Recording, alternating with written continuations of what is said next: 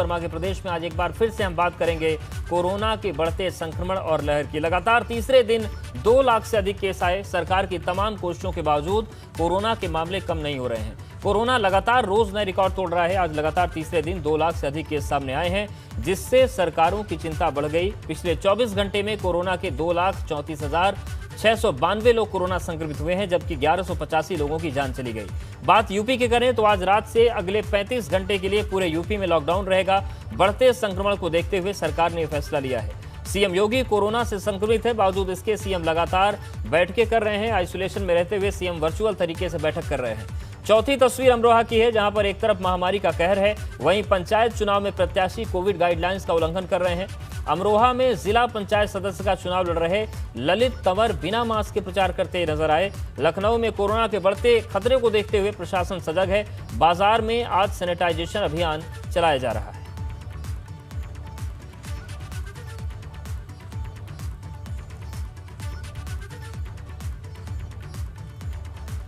और सीधे रुख करते हैं मेहमानों का। ये समझना जरूरी है कि संक्रमण की रफ्तार से जान बचे तो बचे कैसे। हमारे साथ डॉक्टर नीलम मोहन जी जुड़ रही हैं, बाल रोग विशेषज्ञ हैं, और doctor Swati Maheshwari, internal medicine. आप दोनों का बहुत स्वागत है। डॉक्टर नीलम जी, आपके पास सबसे पहले आ रहे हैं। इस बार का जो स्ट्रेन है, इस बार की जो लहर है, उसमें कहा जा रहा है कि पिछली लहर में जहां बच्चे इतना प्रभावित नहीं थे, लेकिन इस बार बच्चों के लिए खतरनाक है। क्या ऐसा है, या फिर केवल हमको इसको सोशल मीडिया की बात माने? एक्चुअली मैं काफी डेटा को देख रही थी, बिकॉज आपको मेरी आवाज आ रही है? जी सुन पा रहे हैं आपको। राइट। 2 चीज थी कि पहले मैं भी अपने आप को ये सवाल कर रही थी कि क्या total number of cases same है, और पहले बच्चे एसिम्टोमेटिक रहते थे तो हम उनको सोचते थे कि नहीं हो रहा है। मुझे ऐसे लग रहा है कि अब वो सिम्टोमेटिक है। बिकॉज वो सिम्टोमेटिक है, हमें ज्यादा तादाद पे दिख रहे हैं। बट मैं एक डेटा निकाली थी कि जुलाई 2020 को जो पॉजिटिविटी रेट 5.3% था, उसके अंदर जो टेस्ट किया था लेस देन 14 ईयर्स, वो 0.5% थे। और अभी अप्रैल 21 में पॉजिटिविटी रेट 12% है, और उसके अंदर जो ICMR का डेटा है वो 3.9 और NCDD का डेटा 4.49 बता रहा है। तो इसका मतलब ये बच्चों का परसेंटेज डेफिनेटली बढ़ा है। ये मैं डेटा के जरिए बढ़ा सकती हूँ। और अगर आप ये हाइपोथेसिस लगाएं कि पॉजिटिविटी रेट 5 से 12% हुआ, तो ये 2.5% बढ़ा है। तो उस हिसाब से मेरे जो बच्चे पॉजिटिव आए हैं वो 0.5% से 1.25% जाने चाहिए थे, लेकिन अभी 4% आए। तो डेफिनेटली बच्चों में दिख रहा है ज्यादा। That's I can show with evidence. जी बिल्कुल। डॉक्टर स्वाति महेश्वरी जी, अब स्थितियां ऐसी हैं कि जग जाहिर हैं कि अस्पताल में बेड नहीं है, रेमडेसिविर इंजेक्शन नहीं है, ऑक्सीजन नहीं है, और सूत्रों के हवाले से तो यहां तक खबर हमें मिल रही है कि 600 टन ऑक्सीजन की जरूरत उत्तर प्रदेश में है, लेकिन 400 से 425 टन ही आपूर्ति हो पा रही है। कितनी भयावह स्थितियां हैं। ऐसे में घर में क्या किया जाए, क्योंकि अब घर में ही कुछ कर सकते हैं। अस्पताल जाने की नौबत आई तब तो मामला भगवान भरोसे हो जाता है। सारी चीजें हैं जो हम घर में कर सकते हैं। खास तौर से सबसे पहले समझना ये जरूरी है कि अगर किसी के घर में कोरोना पॉजिटिव आता है तो उन्हें तेजी से अस्पताल की तरफ नहीं भागना है। आप डॉक्टर से संपर्क करिए। हम बहुत सारे केसेस को घर में होम क्वारंटीन में टेलीमेडिसिन के द्वारा घर में ही ठीक कर सकते हैं। आपको बताया जाएगा कि क्या डेंजर साइंस हैं, किन बातों का आपको ध्यान रखना है, कि कब आपको हॉस्पिटल की तरफ जाना है, वरना आप घर में आसानी से ठीक हो सकते हैं। और अभी के लिए जिन लोगों को हमें क्या एहतियात घर में रखना है, देखिए अब आज एक लेंसेट की स्टडी भी सामने आई है जिसमें खास तौर से ये बोला गया है कि शायद कोरोना एयरबॉर्न हो गया, यानी कि हवा में व्यापक तौर से फैल रहा हो। तो ऐसी स्थिति में हमारे घर का वेंटिलेशन अच्छा होना बहुत जरूरी है। हमें इस बात का ध्यान रखना होगा कि हम क्लोज स्पेसेस में नहीं जाएं। तो अभी तक जो आप सोच रहे थे कि कोई बात नहीं, हम मॉल चले जाते हैं, सिनेमा घर चले जाते हैं, या ऐसे आयोजनों में, शादियों में आप जा रहे थे जहाँ AC के एनवायरमेंट में आप सोच रहे थे कि ठीक है 20-30 लोग ही हैं और यहाँ संक्रमण नहीं होगा, तो ऐसा नहीं है। क्योंकि अब इस कोरोना वायरस के बारे में जानकारियां रोज रोज नई नई आती जा रही हैं, और उनसे ये साफ तौर से लग रहा है कि ये जो जगह है, ये जहां वेंटिलेशन अच्छा नहीं है, AC एनवायरनमेंट है, ज्यादा लोग हैं, यहाँ से संक्रमण और ज्यादा तेजी से फैल रहा है। इसलिए अब इन जगहों को अपने लिए सुरक्षित ना समझें आज के लिए, और अब जरूर हमें बहुत ज्यादा जरूरत है कि हम तभी घर से बाहर निकले जब हमारे लिए जरूरत हो। साथ में मास्क के लिए हम लगातार बोलते आ रहे हैं, और सबसे जरूरी बात जो हम देख रहे हैं कि या तो मास्क जेब के अंदर रखा होता है, या फिर मास्क नाक के नीचे होता है, या गले में यहाँ पर झूल रहा होता है। और तीनों ही सूरतों में हमें कोई भी फायदा मास्क का नहीं मिलता। इसलिए मास्क को सही से पहनना और वक्त पर पहनना बहुत ज्यादा जरूरी है। और अगर आप मॉल जा रहे हैं या ऑफिस में हैं या फैक्ट्री में हैं, तो अक्सर हम वहां पहुंचकर जब हमारे ऐसे लोग दिखाई देते हैं जिनसे हम रोजमर्रा मिलते हैं, क्योंकि हम उनके साथ काम कर रहे हैं, तो हम मास्क उतार लेते हैं। हमें लगता है अब हम सुरक्षित हैं लोगों के बीच में, लेकिन ये बिल्कुल नहीं करना है। आपको मास्क का लगातार प्रयोग करना है जहां भी आप काम कर रहे हैं, जहां भी आप हैं। तो कृपया करके इस मास्क को जरूर इसका ध्यान रखिए कि आपको रखना है। और तीसरी चीज जो है कि जिसको भी शुरुआती लक्षण दिखाई दें, चाहे वो कोरोना है या नहीं है, और इतनी जल्दी पता भी नहीं चलता है, तो आपको खुद को आइसोलेट करना है। अपने घर वालों से अपने आप को दूर करिए, अपने ऑफिस मत जाइए, अपनी फैक्ट्री मत जाइए, अपने काम पे मत जाइए, क्योंकि तब आप संक्रमण बिल्कुल, मतलब बेसिक चीजों का पालन करके चीजें बेहतर की जा सकती है। डॉक्टर नीलम मोहन जी, बच्चों का जो रेट है संक्रमण का वो बढ़ा है, लेकिन जो युवा हैं या फिर जो समझदार लोग हैं वो मास्क भी लगा सकते हैं, वो हाथ भी धोते रह सकते हैं, वो अपने परिस्थितियों के हिसाब से अपने आप को ढाल सकते हैं। लेकिन बच्चों को कोरोना से कैसे बचाया जाए, ये भी एक अपने आप में चुनौती है अगर उनमें भी संक्रमण दर बढ़ रही है तो। बढ़िया सवाल किया, और मैं वेट कर रही थी कि इसका जवाब सब जनता को दूं। बच्चों को कहाँ से होता है? बच्चों को परिवार में से हो रहा है, माँ बाप के पास से हो रहा है। तो पहला नंबर 1 मैसेज ये है कि अगर आप अपने आप को बचाएंगे तो अपने बच्चे को भी आप बचाएंगे। तो आपको अपने आप को बचाने की पूरी एहतियात करनी है, number 1। Number 2, we are talking about mask. जो अभी अमेरिकन गाइडलाइंस है वो ये कहती है कि मोर देन 2 इयर्स भी बच्चे को मास्क दे सकते हैं, 5 इयर्स नहीं जो पहले बोल रहे थे। सो मोर देन 2 इयर्स को आप मास्क दे रहे हैं। और अभी तो फिलहाल वक्त है बच्चों को बचाने के लिए, चाहे आपको अच्छा लगे या नहीं। आपको घर पे अब उनको बिजी रखना है, एक्टिविटीज करना है। स्कूल सभी बंद है, मॉल सभी बंद है, बाहर का बंद है।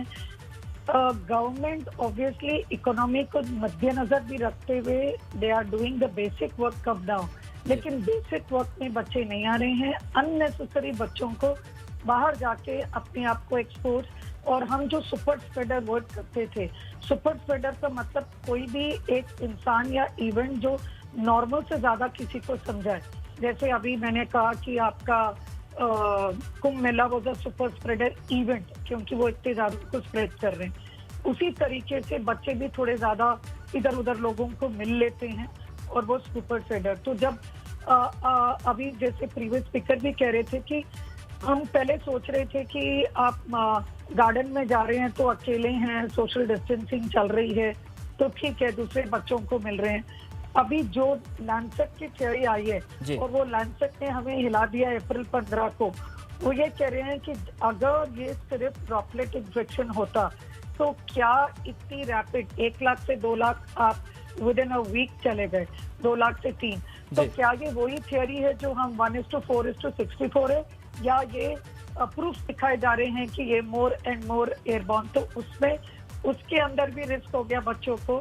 तो इसीलिए जो डबल मास्क की थ्योरी जो टाइम्स ऑफ इंडिया में और सीडीसी ने निकाला था, वो डबल मास्क, सीडीसी का ये कहना था कि surgical mask is 40% and cloth mask अगर उसके ऊपर लगाओ तो आप 80% है।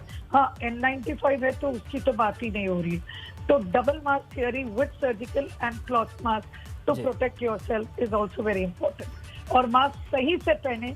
अगर ये आपका एक फुट में से चलता चले जाए सारा दिन, सही मास्क पहने, नाक और मुंह को कवर करें, सही मास्क पहने, नाक को मुंह को कवर करें, तो बहुत यूजफुल होगा। बिल्कुल, ये एक बड़ी महत्वपूर्ण चीज है कि डबल मास्क वाली थ्योरी को पालन करना होगा। लेकिन डॉक्टर स्वाति महेश्वरी जी, जब एयरबॉर्न होने की बात आ जाती है कि हवा में ये वायरस फैल सकता है, वहां से फैल रहा है, रिपोर्ट्स आ रही हैं, तो और क्या क्या एहतियात बरते जा सकते हैं? जैसा कि डॉक्टर नीलम जी ने बताया कि डबल मास्क थ्योरी तो अच्छी है, लेकिन उसके अलावा और क्या करें?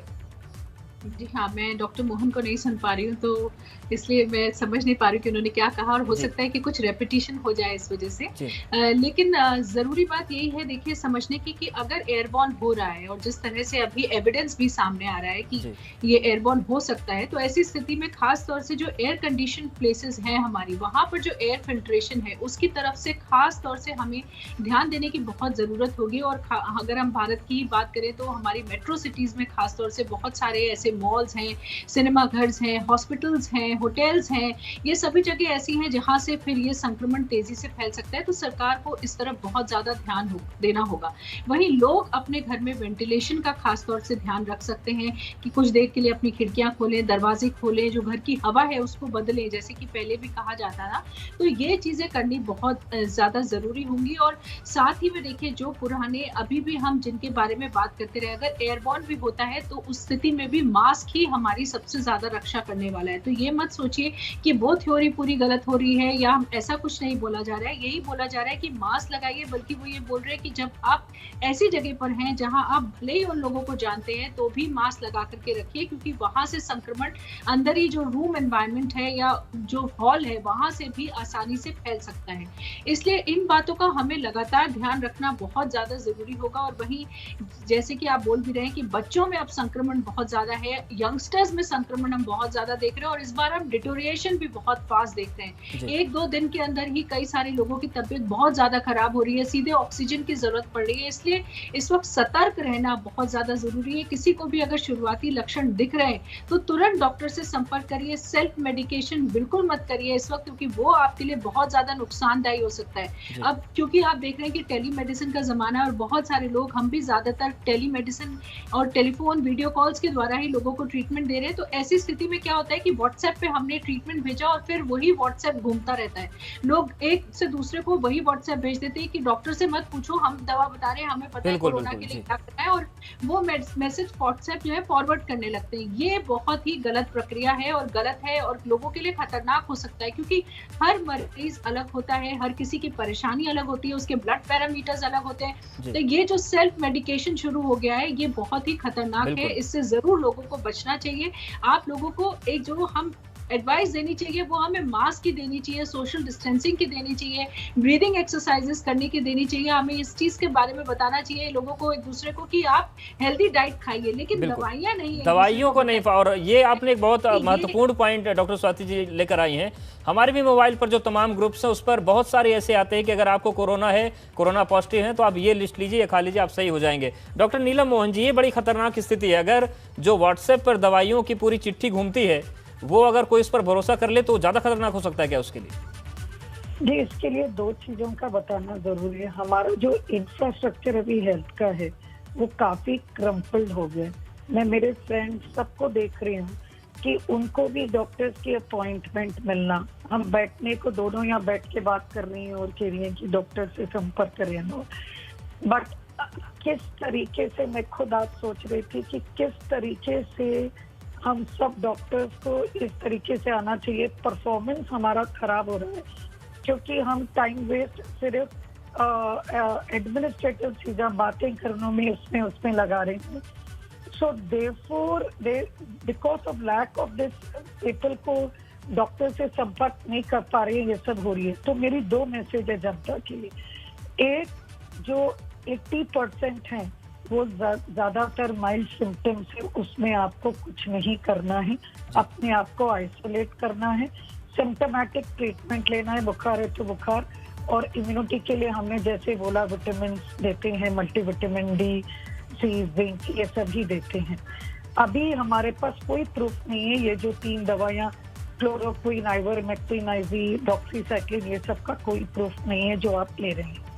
सेकेंड, अगर आपको कोई भी रिस्क फैक्टर है जिसमें कि आपकी ओबेसिटी, मोटापा, या प्रीवियस हार्ट की कोई प्रॉब्लम हो, या प्रीवियस कोई हेल्थ डिजीज हो जिसके कारण आपकी हम जो बोलते हैं deep vein thrombosis and high risk factor, heart disease, kidney disease, diabetes, इन सबको मैं कहूँगी कि इनको ज़्यादा ज़रूरी है कि वो हेल्थ फैसिलिटीज में अप्रोच करें, टेली कंसल्ट करें।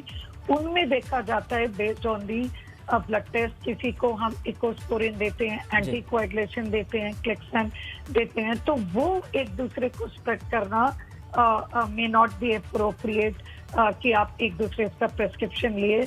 लेकिन साथ ही साथ अगर गवर्नमेंट की फैसिलिटीज को देखना है कि हम कोई इस तरीके से करें कि जो ये हाई कैटेगरी है वो ऐसे ना हो कि डॉक्टर्स के पास ना पहुंच पाए, इस पर ध्यान देने की जरूरत है। लेकिन मैं आपको यही बोल रही हूँ कि सिविल रिस्पॉन्सिबिलिटी, ये जो 80% है भाग के अस्पताल जो जा रहे हैं, बिल्कुल उनके लिए जो असली में 20% है सिवियर और क्रिटिकल, वो बेचारों को मौका नहीं मिल रहा, मौका नहीं मिला। मतलब ये सीधा सा संदेश है कि जिनको माइल्ड सिम्टम्स हैं, जिनको पहले से कोई कॉम्प्लिकेशन नहीं है, वो अस्पतालों की तरफ अगर ज़्यादा भागेंगे तो फिर जिनको ज़रूरत है असल में, उनके सामने बड़ी दिक्कत खड़ी हो जाएगी। जो प्रिस्क्रिप्शन को सर्कुलेट करते हैं वो आदत ठीक नहीं है, लेकिन बहुत सारे ऐसे लोग हैं जो एहतियात के तौर पर कोई काढ़ा पी रहा है, कोई अलग अलग आयुर्वेदिक दवाइयों को खा रहा है, बहुत सारी चीज़ें हो रही हैं।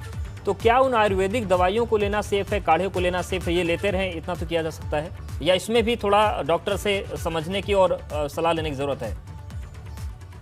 देखिए, सलाह ज़रूर लेनी चाहिए। कभी भी सेल्फ मेडिकेशन वो किसी भी पद्धति में क्यों ना हो, नहीं करना चाहिए। लेकिन अगर बात काढ़े की करें, जैसे कि आप अदरक, लहसुन या जो हमारी काली मिर्च है, दालचीनी है, जावित्री, इस तरह की जो जितनी भी चीज़ें हैं जिनका हम प्रयोग करते हैं, जो हमारे हर्ब्स हैं, वो नॉर्मली भी हम खाने में डालते आए हैं और ये चीज़ें हमें फ़ायदा करती हैं। ये अक्सर हमने देखा है सर्दी के मौसम में पहले भी हम लोग इनका सेवन ज़्यादा करते थे, तो उसमें कोई नुकसान नहीं है, उनका सेवन आप कर सकते हैं। लेकिन 2 बातों का ध्यान रखना बहुत ज़रूरी है। पहली बात, आप ये नहीं सोचेंगे कि अगर हम काढ़े का सेवन कर रहे हैं तो अब हमें मास्क लगाने की ज़रूरत नहीं है, अब सोशल डिस्टेंसिंग की ज़रूरत नहीं है, अब हमें कोरोना नहीं हो सकता। ये एक प्रिकॉशनरी मेजर है, आपका इम्यूनिटी बढ़ाने का तरीका है, इसलिए इसके साथ-साथ आपको बाकी चीज़ों का भी ध्यान रखना होगा। दूसरी बात, अब गर्मी का मौसम आ गया है और हम देख रहे हैं कि जो लोग बहुत ज़्यादा काढ़ा पी रहे थे, दिन भर कई-कई बार काढ़ा पी रहे हैं, कुछ लोगों के नाक से खून आ रहा है, कुछ लोगों के शरीर पे छोटे-छोटे चकत्ते निकल रहे हैं। तो अब गर्मी के मौसम में अगर आप इतना ज़्यादा इन गर्म चीज़ों का सेवन करेंगे तो वो हमें उल्टा नुकसान भी देता है।